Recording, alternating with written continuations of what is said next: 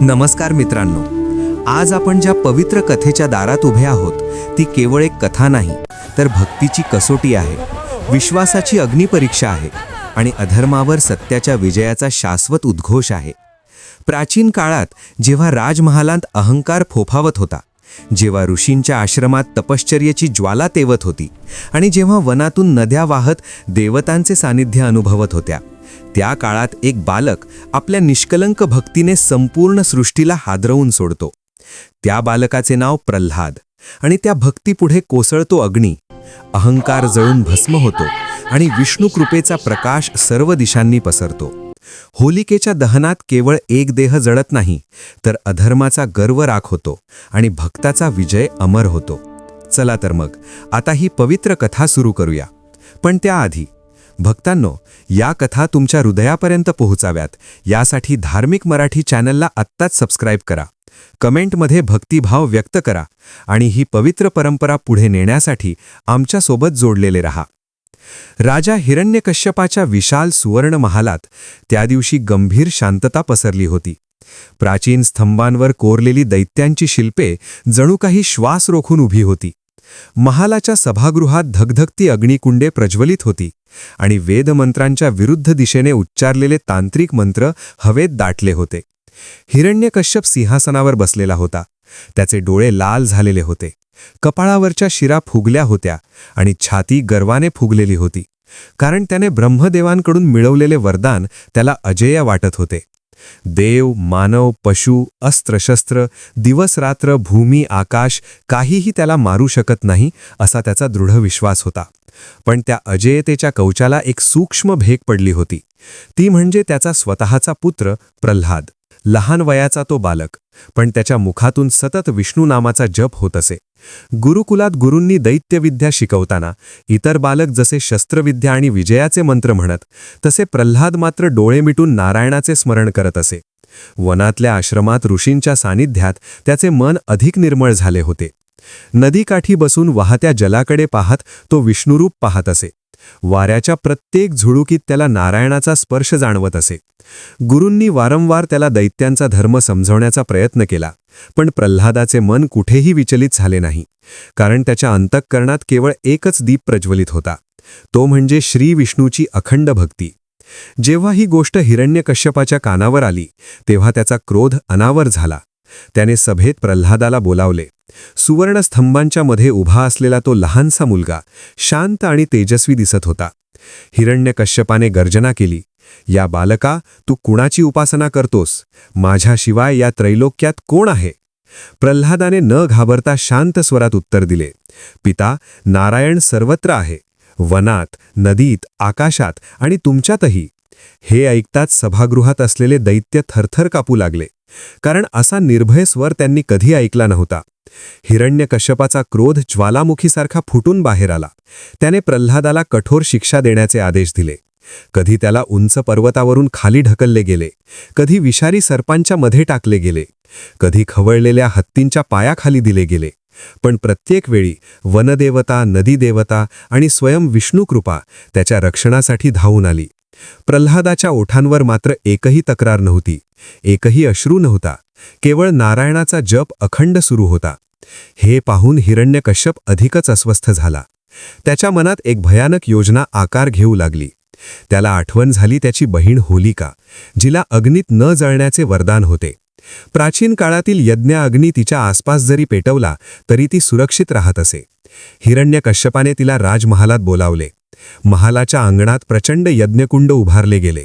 वनातून आणलेली समिधा, सुवासिक औषधी लाकूड आणि तूप याने अग्नी पेटवण्याची तयारी सुरू झाली. नदीकाठावरून आणलेले पवित्र जल ऋषींनी मंत्रोच्चारांसह शिंपडले, पण त्या मंत्रांमध्ये भक्ती नव्हती, केवळ अहंकार होता. होलिकेच्या मनातही गर्व दाटून आला. तिला वाटले हा लहान बालक तिच्या सामर्थ्यापुढे क्षणात भस्म होईल. प्रल्हादाला तिच्या मांडीवर बसवून अग्नीत प्रवेश करण्याचा निर्णय झाला. वनातले पक्षी अस्वस्थ झाले, वारा वेगाने वाहू लागला, आकाशात ढग जमा होऊ लागले, जणू सृष्टीच या अन्यायाविरुद्ध साक्ष देत होती. प्रल्हाद मात्र शांत होता. त्याला मनात भीती नव्हती, कारण त्याला खात्री होती की ज्याने सृष्टी निर्माण केली तोच त्याचे रक्षण करील. अग्निकुंडाच्या भोवती विधी सुरू झाले. शंखनाद झाला, नगारे वाजले आणि अग्नीच्या ज्वाला आकाशाला भिडू लागल्या. हिरण्यकश्यपाच्या डोळ्यात विजयाचा उन्माद होता, तर प्रल्हादाच्या मुखावर अलौकिक शांती होती. आणि याच क्षणी नियतीने एक नवा अध्याय लिहायला सुरुवात केली, ज्यात अग्नी भक्ताला स्पर्शही करणार नव्हता आणि अधर्माचा गर्व राख होणार होता. अग्निकुंडाच्या प्रचंड ज्वाळा आकाशाला स्पर्श करत होत्या आणि त्या ज्वाळांच्या प्रकाशात संपूर्ण राजमहल रक्तवर्णी दिसत होता. होलिका आपल्या वरदानाच्या गर्वात अग्नीच्या समीप बसली होती.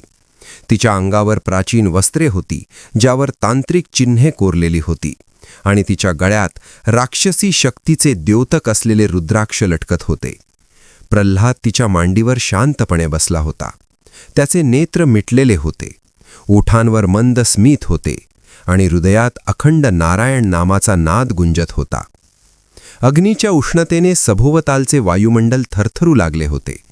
वनातील वृक्षांची पाने सळसळत होती, नद्यांचे पाणी अस्वस्थपणे हेलकावत होते आणि आकाशातील तारेही जणू या दृश्याकडे पाहत होते. होलिकेने गर्वाने हास्य केले आणि मनात विचार केला की आज या बालकाची भक्ती अग्नीच्या ज्वाळांत संपून जाईल. पण जसा अग्नी अधिक प्रखर झाला तसा अचानक वाऱ्याची दिशा बदलली. ज्वाळा होलिकेच्या अंगावर अधिक झेपावू लागल्या. तिच्या वरदानाचे कवच ढळू लागले, कारण ते वरदान तिने भक्तीने नव्हे तर कपटाने मिळवले होते. प्रल्हाद मात्र त्या ज्वाळांच्या मध्यात बसूनही शांत होता, कारण विष्णू कृपेचा अदृश्य कवच त्याच्या भोवती तयार झालं होतं. अग्नी त्याला स्पर्श करत नव्हता, उलट ज्वाळा जणू त्याला वंदन करत होत्या. होलिकेच्या वस्त्रांनी पेट घ्यायला सुरुवात केली. तिच्या मुखावरचा गर्भ भयात बदलू लागला. तिने सुटण्याचा प्रयत्न केला, पण अग्नीच्या वेढ्यातून तिला मार्ग मिळेना. तिच्या किंकाळ्या आकाशात घुमू लागल्या आणि त्या किंकाळ्यांनी संपूर्ण सृष्टी हादरून गेली. हिरण्यकश्यप दूर उभा राहून हे दृश्य पाहत होता. त्याच्या डोळ्यात प्रथम विजयाचा उन्माद होता, पण तो क्षणातच शंकेत बदलला, कारण अग्नीच्या मध्यातून प्रल्हादाचा जप अधिक स्पष्ट ऐकू येत होता. नारायण नारायण असा नाद ज्वाळांनाही शांत करत होता. ऋषींच्या आश्रमात बसलेले तपस्वी अचानक ध्यानातून बाहेर आले. त्यांनी आकाशाकडे पाहून जाणले की कुठेतरी अधर्माचा अंत जवळ आला आहे. नदीकाठी उभ्या असलेल्या देवतांनी हात जोडले आणि विष्णू कृपेचे स्मरण केले, कारण भक्ताची परीक्षा अंतिम टप्प्यावर पोहोचली होती. होलिकेचा देह हळूहळू राखेत बदलू लागला. तिचे वरदान जळून नष्ट झाले आणि अखेरीस ती अग्नीमध्ये विलीन झाली. त्या क्षणी प्रल्हाद मात्र अग्निकुंडातून सुरक्षित बाहेर आला. त्याच्या पायांखाली कमळ उमलले, जणू पृथ्वीनेही त्या भक्ताला वंदन केले. सभागृहात उपस्थित असलेले दैत्य स्तब्ध झाले. काहींच्या मनात भीती तर काहींच्या मनात पहिल्यांदाच भक्तीची ठिणगी पेटली. हिरण्यकश्यपाचा क्रोध आता अधिक भयानक झाला.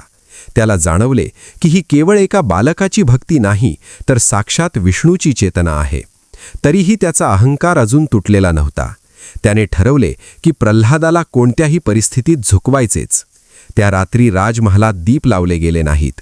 आनंदाचा उत्सव झाला नाही, कारण अधर्माचा कट अपयशी ठरला होता. वनात मात्र देवतांनी आनंदोत्सव साजरा केला.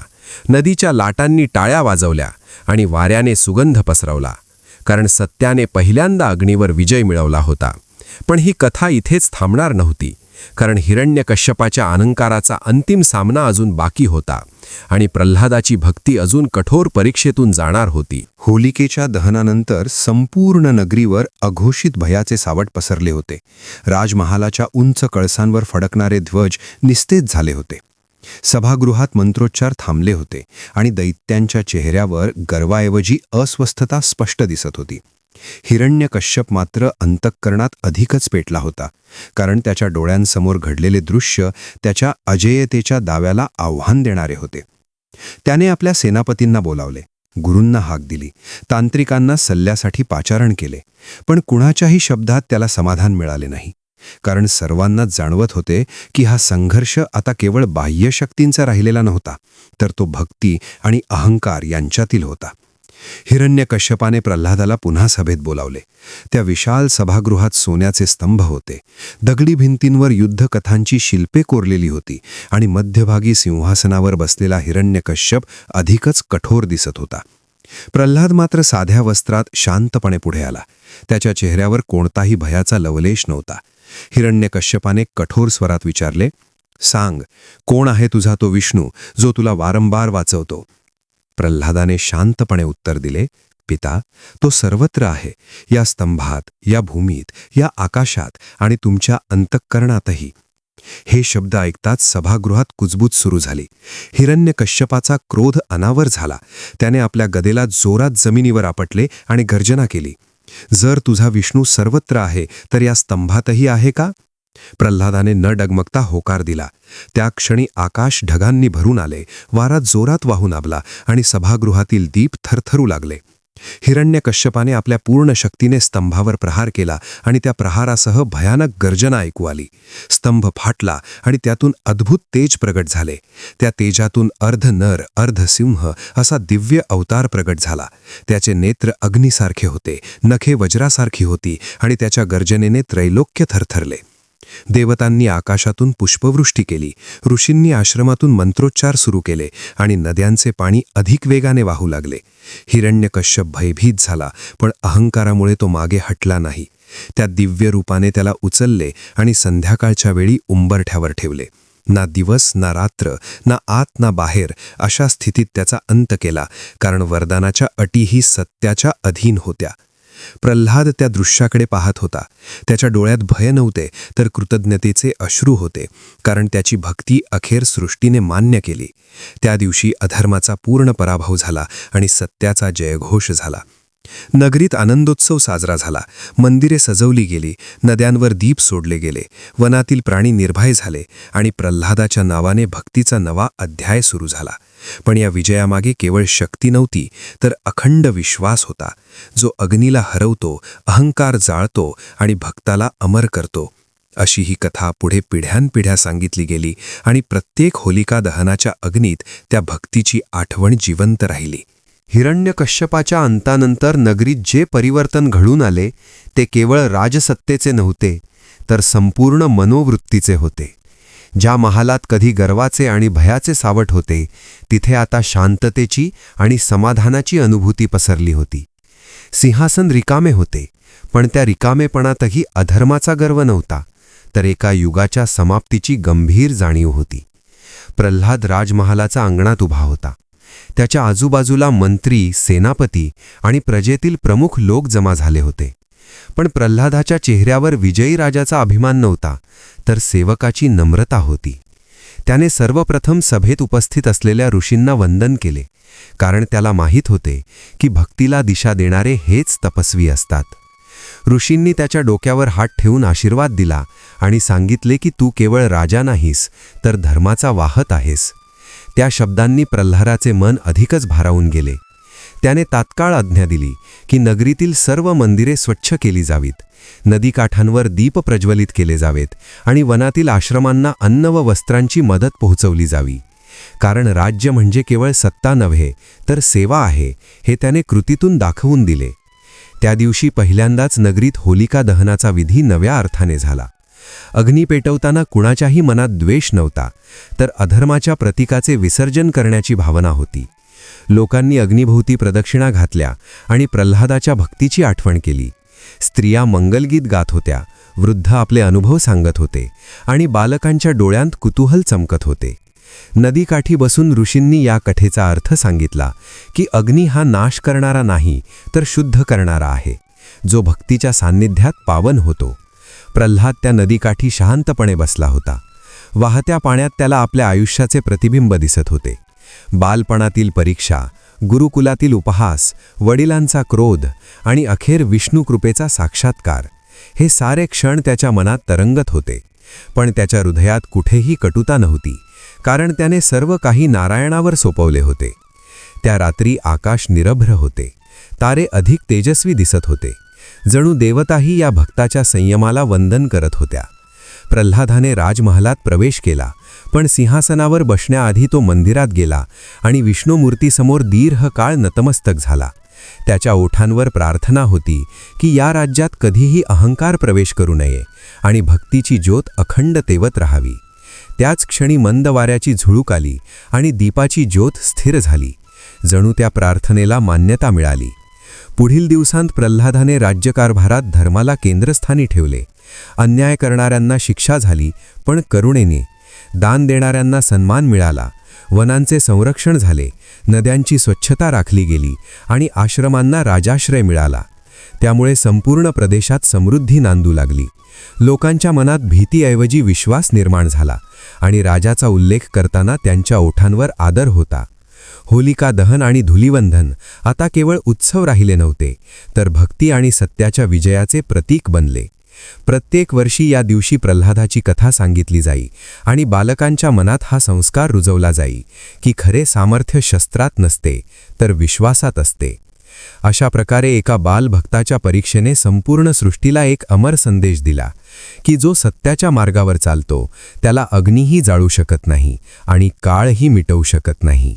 प्रल्हादाच्या राज्याभिषेकानंतर काही काळ शांततेत गेला, तरीही त्याच्या मनात एक सूक्ष्म खंत कायम होते.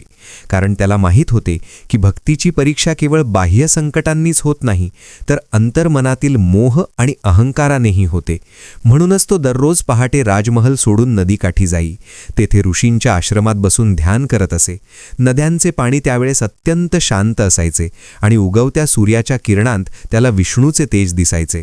ऋषी त्याला उपदेश करत की राजा असणे ही मोठी जबाबदारी आहे, कारण तुझ्या एका निर्णयाने हजारो जीवनांवर परिणाम होतो. प्रल्हाद ते शब्द मनात कोरून ठेवत असे. त्याने आपल्या राज्यात धुलिवंदनाचा उत्सव अधिक अर्थपूर्ण केला. या दिवशी लोकांनी एकमेकांवर रंग उधळताना वैर विसरावे, राग विसरावा आणि नवीन सुरुवात करावी असा संदेश दिला. गावेच्या गावे एकत्र येऊन नदीकाठी स्नान करत असत. वनातील फुले गोळा करून नैसर्गिक रंग तयार केले जात आणि कोणत्याही प्रकारचा अपवित्रपणा न करता उत्सव साजरा केला जाईल. या विधींमध्ये स्त्री, पुरुष, वृद्ध, बालक सर्व सहभागी होत आणि त्या आनंदात कुठेही भेदभाव राहत नसे. प्रल्हाद स्वतः सामान्य वस्त्र परिधान करून प्रजेमध्ये मिसळत असे. त्याच्या अंगावर कुठलाही राजवैभवाचा आव नव्हता, त्यामुळे लोक त्याच्याशी आपलेपणाने बोलत असत, आपली दुःखे सांगत असत आणि तो त्यांना संयमाने ऐकत असे.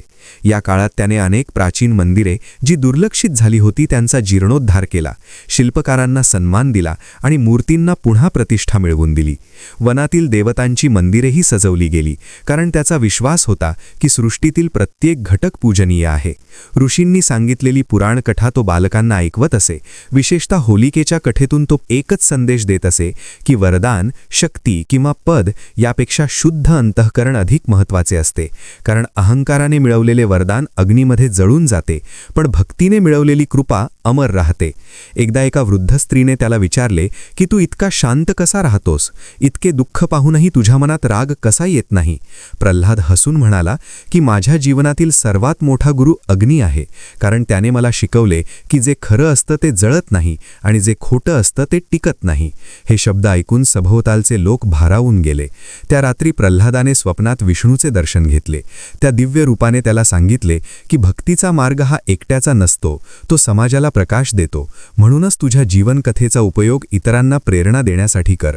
प्रल्हाद जागा झाला तेव्हा त्याच्या डोळ्यात अश्रू होते, पण ते आनंदाचे होते, कारण त्याला कळले की त्याचे आयुष्य केवळ त्याच्यासाठी नाही, तर सर्व भक्तांसाठी आहे. त्या दिवसापासून त्याने स्वतःला पूर्णपणे लोकसेवेत झोकून दिले. न्यायदान करताना तो कठोर नव्हता, तर विवेकी होता. शिक्षा देताना तो द्वेषाने नव्हे, तर सुधारण्याच्या भावनेने देत असे. त्यामुळे राज्यात गुन्हे कमी झाले आणि लोकांचा नैतिक स्तर उंचावला. होलिका दहनाच्या अग्नीप्रमाणेच या राज्यातही अधर्माची बीजे जळून गेली आणि धुलिवंदनाच्या रंगांप्रमाणेच लोकांच्या आयुष्यात आनंदाचे नवे रंग भरले गेले. हीच प्रल्हादाच्या भक्तीची खरी फलश्रुती होती, जी काळाच्या प्रवाहातही टिकून राहिली आणि पुढील पिढ्यांसाठी आदर्श ठरली. काळ जसजसा पुढे सरकत गेला तसतशी प्रल्हादाच्या राज्यातील शांतता अधिक गहिरी होत गेली. पण त्या शांततेतही तो सदैव जागरूक होता, कारण त्याला माहीत होते की अधर्म कधीही पूर्णपणे नष्ट होत नाही, तो केवळ रूप बदलतो. म्हणूनच तो दरवर्षी होलिका दहनाच्या पूर्वसंध्येला एक विशेष विधी करीत असे. राजमहालातून तो पायी निघून वनातील प्राचीन आश्रमात जात असे, जिथे वटवृक्षाच्या सावलीत ऋषी तपश्चर्या करीत असत. त्या ठिकाणी तो भूमीवर बसून आपल्या जीवनातील प्रत्येक क्षण आठवत असे. बालपणीचे अपमान, कठोर शिक्षा, अग्नीची परीक्षा आणि अखेरीस विष्णू कृपेचा साक्षात्कार या सर्व आठवणी त्याच्या मनात जिवंत होत असत. पण त्या आठवणी वेदना देत नसत, उलट त्याला अधिक नम्र बनवत असत. ऋषी त्याला सांगत की जो राजा स्वतःच्या दुःखातून शिकतो तोच प्रजेच्या दुःखाची खरी जाणीव ठेवू शकतो. त्या रात्री आश्रमात अग्निहोत्र पेटवले जाई.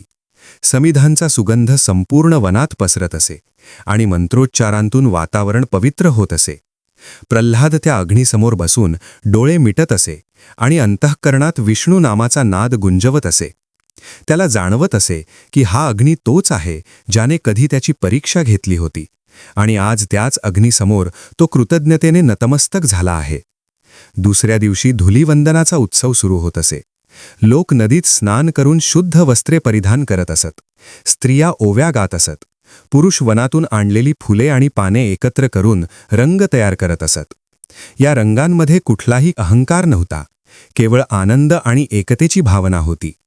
प्रल्हाद स्वतः त्या उत्सवात सहभागी होत असे.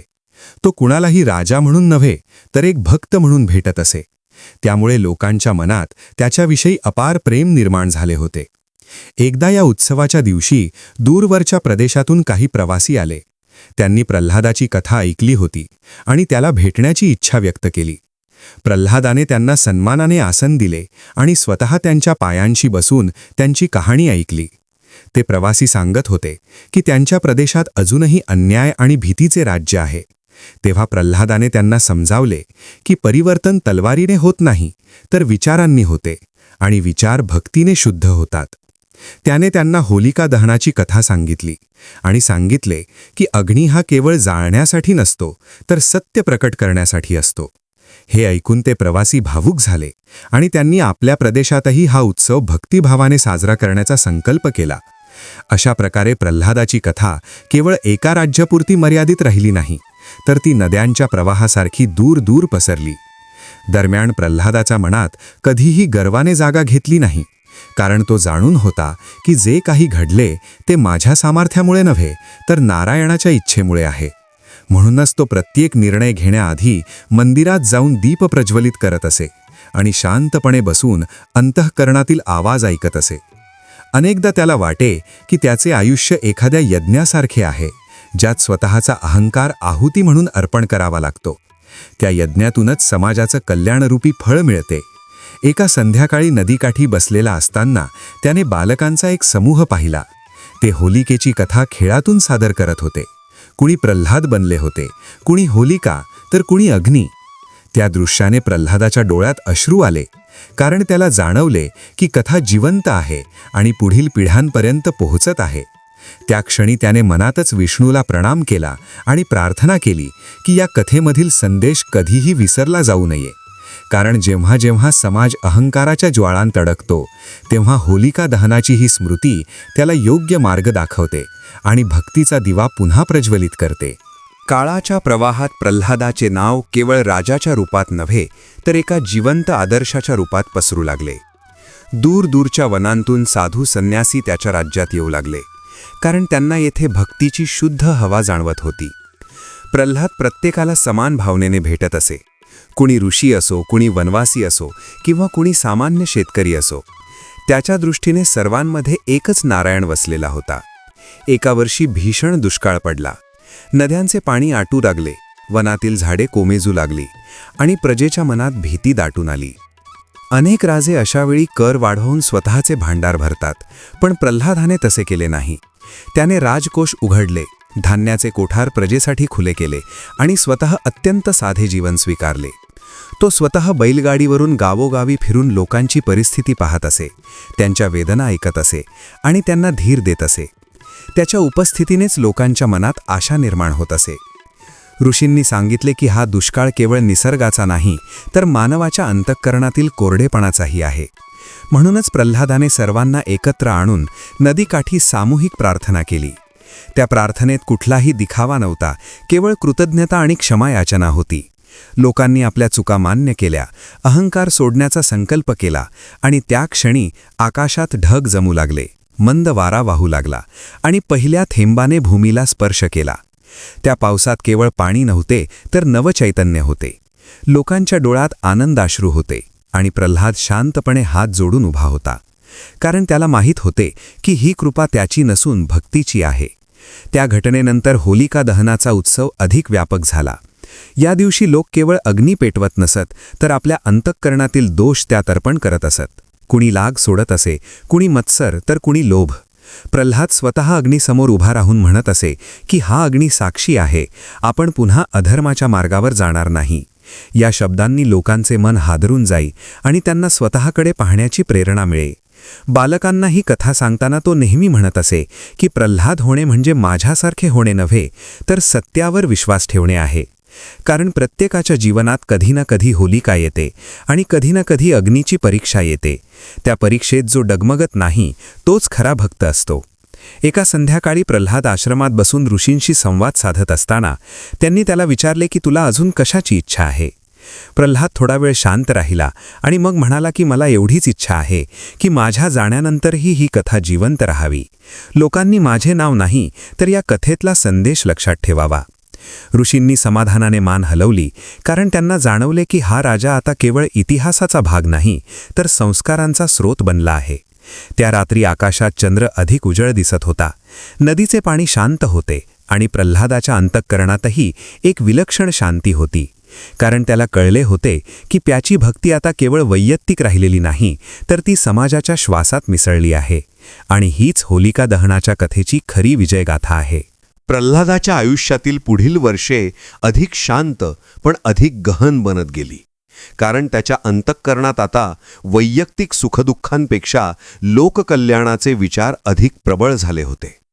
तो अनेकदा एकटाच वनात फिरत असे. घनदाट वृक्षांच्या सावलीतून चालताना पक्ष्यांचे कलरव ऐकत तो थांबत असे आणि त्या स्वरात त्याला ईश्वराची उपस्थिती जाणवत असे. नदीच्या काठावर बसून वाहत्या पाण्याकडे पाहताना त्याला जाणवत असे की जीवनही अशाच प्रवाहासारखे आहे. थांबत नाही, बदलत राहते, पण शुद्ध राहिले तर सर्वांना जीवन देते. ह्या अनुभूतीमुळे त्याने आपल्या राज्यात शिक्षणाची व्यवस्था ऋषी आश्रमांमार्फत अधिक व्यापक केली. बालकांना केवळ शस्त्रविद्या नव्हे तर संयम, करुणा आणि सत्य यांचे संस्कार दिले जावेत, असा त्याचा आग्रह होता. त्यामुळे गुरुकुलांमध्ये कथा, संवाद आणि साधना यांना अधिक महत्त्व दिले जाऊ लागले. प्रल्हाद स्वतः अनेकदा गुरुकुलात जाऊन बालकांशी संवाद साधत असे. त्यांना होलिकेची कथा सांगताना तो नेहमी म्हणत असे की अग्नी बाहेर पेटतो, पण खरा अग्नी आपल्या अंतःकरणात असतो आणि तो जर अहंकाराचा असेल तर तो आपल्यालाच जाळतो. हे ऐकून बालकांच्या मनातही ही कथा केवळ आठवण म्हणून नाही तर मार्गदर्शन म्हणून कोरली जाई. राज्यात एकदा काही सरदारांनी सत्ता वाढवण्याचा प्रयत्न केला.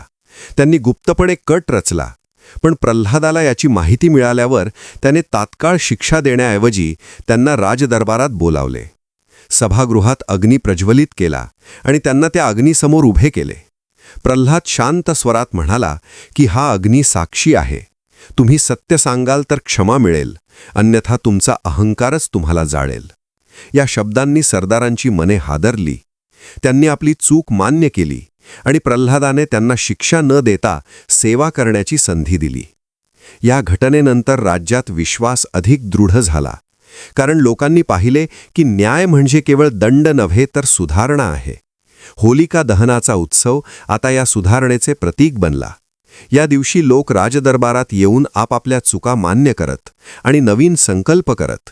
प्रल्हाद स्वतः त्या अग्नीसमोर उभा राहून म्हणत असे की मीही चुकू शकतो, म्हणून मला देखील तुमच्या प्रार्थनेची गरज आहे.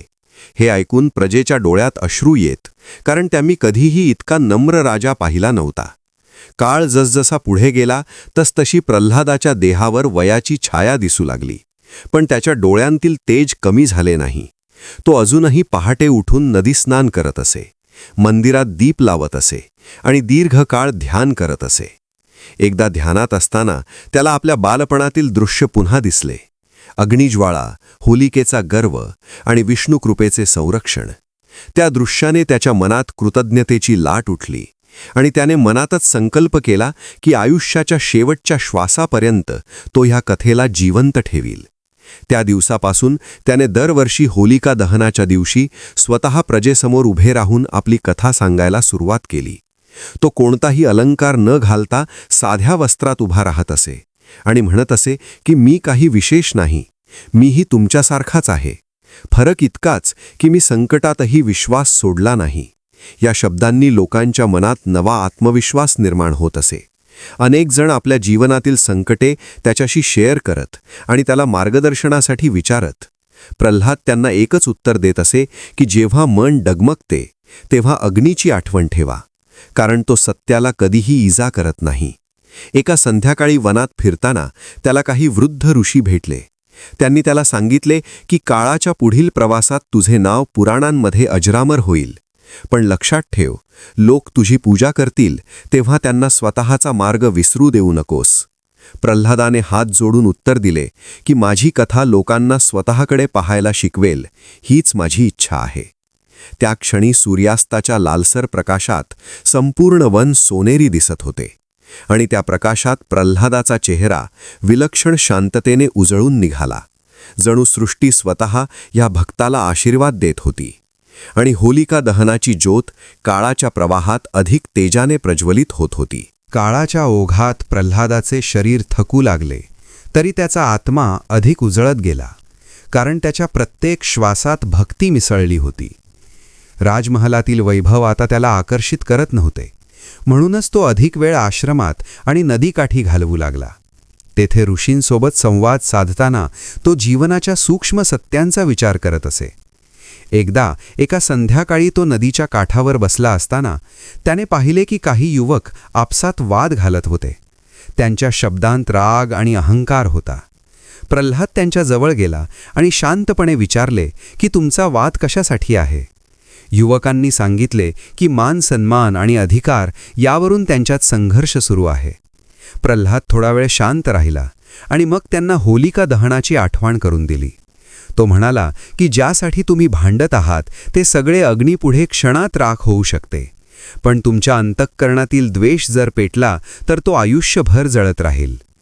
हे ऐकून युवकांची मान खाली गेली आणि त्यांनी परस्पर क्षमा मागितली. त्या घटनेनंतर प्रल्हादाने राज्यात एक नवा प्रघात सुरू केला. दरवर्षी होलिका दहनाच्या दिवशी युवकांनी वृद्धांच्या चरणी मस्तक ठेवून आशीर्वाद घ्यावेत आणि वृद्धांनी युवकांना क्षमा आणि मार्गदर्शन द्यावे. यामुळे पिढ्यांमधील अंतर कमी झाले आणि समाज अधिक एकसंध झाला. प्रल्हाद स्वतः या विधीत सहभागी होत असे. तो सर्वांत आधी एका साध्या वृद्ध सेवकाच्या चरणी मस्तक ठेवत असे. हे दृश्य पाहून अनेकांच्या डोळ्यात अश्रू येत, कारण राजेपणाचा अहंकार त्याच्या वागण्यात कधीच दिसत नव्हता. त्या वर्षी धुलिवंदनाचा उत्सव अधिकच भावपूर्ण झाला. लोकांनी रंग उधळताना केवळ आनंद व्यक्त केला नाही, तर आपले मनही हलके केले. नदीकाठी सामूहिक स्नान झाले आणि प्रत्येकाने आपल्या अंतःकरणातील कटुता पाण्यात सोडून दिली असा भाव मनात ठेवला.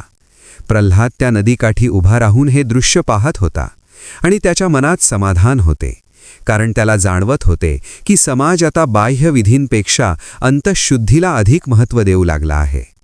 त्या रात्री त्याने स्वप्नात आपल्या गुरूंना पाहिले.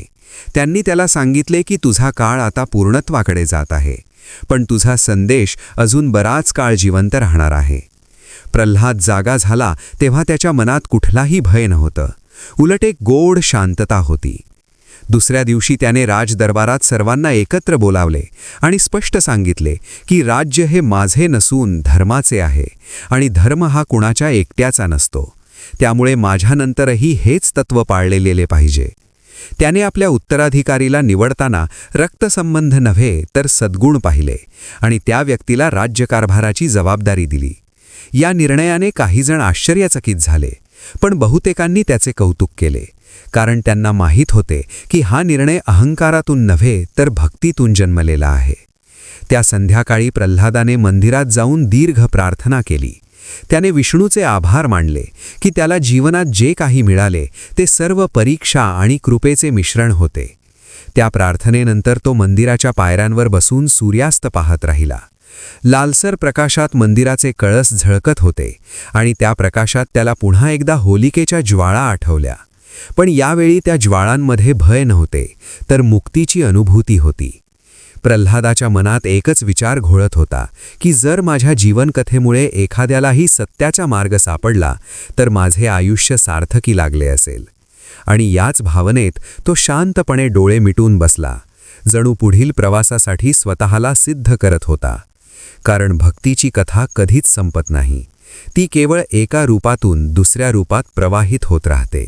प्रल्हादाच्या आयुष्यातील हा टप्पा अधिक अंतर्मुख करणारा होता, कारण त्याला जाणवत होते की देहाची शक्ती हळूहळू क्षीण होत आहे, पण आत्म्याचा प्रकाश अधिक प्रखर होत चालला आहे. तो आता राजमहलात कमी आणि मंदिर, आश्रम, नदीकाठ या ठिकाणी अधिक काळ घालवत असे. सकाळच्या शांत वेळेत तो मंदिरी जाऊन दीप प्रज्वलित करत असे. त्या ज्वाळांकडे पाहताना त्याला स्वतःच्या जीवनातील अग्निपरीक्षेची आठवण येई आणि त्या आठवणीने त्याचे मन कृतज्ञतेने भरून येई. अनेकदा लोक त्याच्याकडे सल्ल्यासाठी येत असत. कोणी कौटुंबिक वाद घेऊन येई, तर कोणी मनातील अस्वस्थता सांगत असे. प्रल्हाद प्रत्येकाला एकच गोष्ट सांगत असे की प्रश्न बाहेर नाही तर आत आहे आणि उत्तरही आतच आहे. जर मन शांत असेल तर संकट आपोआप लहान वाटते. या शब्दात त्याने कधीही स्वतःचा उल्लेख केला नाही, ना आपल्या कर्तृत्वाचा गौरव केला, कारण त्याला माहीत होते की जे काही घडले ते विष्णुकृपेने घडले आहे. एकदा होलिका दहनाच्या आदल्या दिवशी तो वनातल्या एका जुन्या वटवृक्षाखाली बसला होता. हा तोच वृक्ष होता जिथे त्याने बालपणी अनेकदा नारायणाचे स्मरण केले होते. त्या ठिकाणी बसून त्याने डोळे मिटले आणि मनात पुन्हा ते जुने दिवस जागे झाले. गुरुकुलातील उपहास, वडिलांचा रोष आणि अखेरीस अग्नीतील शांतता या आठवणींनी त्याच्या डोळ्यात अश्रू आणले. पण ते अश्रू वेदनेचे नव्हते तर समाधानाचे होते, कारण त्या प्रत्येक क्षणानेच त्याला आजचा प्रल्हाद हळवले होते. त्याचवेळी काही बालक तेथे खेळत होते. त्यांनी प्रल्हादाला पाहून नमस्कार केला आणि त्याला विनंती केली की तू पुन्हा एकदा होलिकेची कथा सांगावी. प्रल्हाद हसला आणि त्याने ती कथा पुन्हा सांगायला सुरुवात केली, पण यावेळी त्याचा स्वर अधिक मृदू होता. तो म्हणाला की होलिका दहन म्हणजे केवळ अग्नी पेटवणे नाही, तर आपल्या आतल्या भीतीला जाळणे आहे, कारण भीती हीच अधर्माची पहिली पायरी असते. बालक त्या कथेत पूर्णपणे हरवून गेले आणि त्यांच्या चेहऱ्यावर आश्चर्य आणि भक्तीचे भाव उमटले. प्रल्हादाने त्यांना शेवटी एवढेच सांगितले की तुम्ही मोठे झाल्यावर कदाचित माझे नाव विसराल, पण जेव्हा मनात अन्याय दिसेल तेव्हा या कथेला आठवा. त्या रात्री होलिका दहनाचा विधी अधिक शांततेत झाला. कुठेही गोंगाट नव्हता. लोकांनी अग्निभोवती प्रदक्षिणा घातल्या आणि प्रत्येकाने मनात एक संकल्प केला. काहींनी राग सोडण्याचा, काहींनी लोभ कमी करण्याचा, तर काहींनी अहंकार त्यागण्याचा. प्रल्हाद त्या अग्नीसमोर शेवटी उभा राहिला. त्याने हात जोडले आणि मनातच प्रार्थना केली की माझ्या देहाचा अंत जरी झाला तरी ही ज्योत विझू नये. अग्नीच्या ज्वाळा त्या क्षणी अधिक स्थिर झाल्या, जणू त्या प्रार्थनेला प्रतिसाद देत होत्या. धुलिवंदनाच्या सकाळी प्रल्हाद नदीकाठी गेला. तिथे रंग खेळणाऱ्या लोकांकडे पाहून तो हसला, कारण त्या रंगांमध्ये त्याला जीवनाचा उत्सव दिसत होता.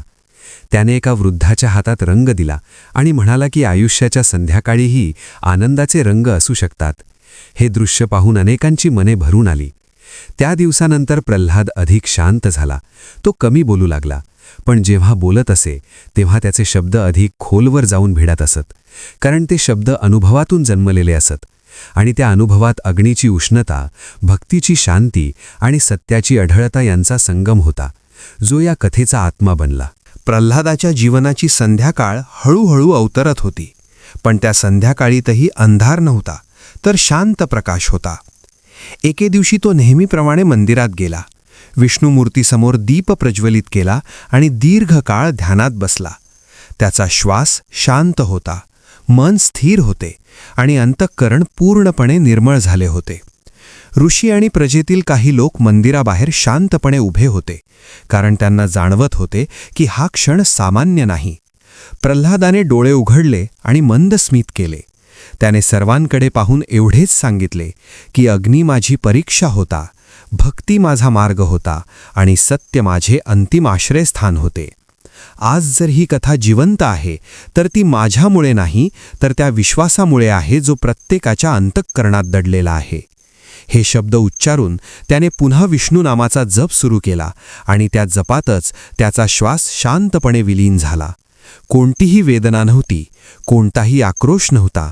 जणू दीप शांतपणे विझावा तसे त्याचे जीवन पूर्ण झाले. त्या क्षणी मंदिरातील दीपाची ज्योत क्षणभर अधिक उजळली आणि पुन्हा स्थिर झाली. ऋषींनी सांगितले की हा अंत नाही, तर भक्तीचं पूर्णत्व आहे. पुढील पिढ्यांनी प्रल्हादाचे स्मारक उभारले नाही, कारण त्याची खरी स्मृती होलिका दहनाच्या प्रत्येक अग्नीत आणि धुलिवंदनाच्या प्रत्येक रंगात जिवंत राहिली. प्रत्येक वर्षी जेव्हा अग्नी पेटवला जातो तेव्हा लोकांना आठवण होते की अहंकार जळतो पण भक्ती जळत नाही, आणि जेव्हा रंग खेळले जातात तेव्हा लोकांना उमगते की जीवनाचा खरा उत्सव सत्याच्या विजयात आहे. अशा प्रकारे प्रल्हादाची कथा काळाच्या पलीकडे जाऊन अमर झाली, आणि आजही जेव्हा कुणी संकटात डगमगतो तेव्हा हीच कथा त्याला आठवण करून देते की जर विश्वास अढळ असेल तर अग्नीही वागतो आणि अधर्माचा शेवट अटळ असतो. हीच होलिका दहन आणि धुलीवंदनाची शाश्वत शिकवण आहे.